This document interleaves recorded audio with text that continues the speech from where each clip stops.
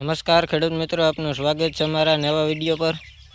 મિત્રો, આપણે છેલ્લા વિડીયોમાં બતાવ્યું હતું કે ઘઉંના કરસાને રોટાવેટર દ્વારા સાવ ભૂકી કરી નાખ્યા હતા ને તેના પર એક વખત વરસાદ કે થાય કે પાણી આપીએ એટલે કરસાને સાવ ખાતર જેવો ભૂકો થઈ જાય ને જમીન સાથે ભળી જાય। તો આમાં એક વખત વરસાદ થયેલ છે 1 થી 1.5 ઇંચ જેટલો।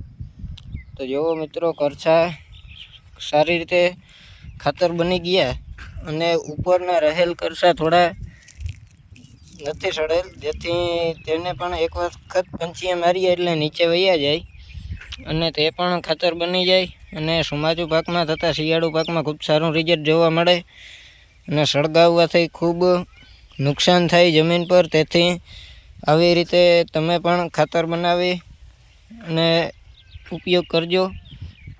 આમાં એક વખત પંચીએ મારી દીધેલ છે ને આમાં આજે આ છાણિયું ખાતર આપી અને પંચીએ મારવાના છે, જેથી ખાતર અને ઘઉંના કરસા બંનેનું રિઝલ્ટ જોવા મળે।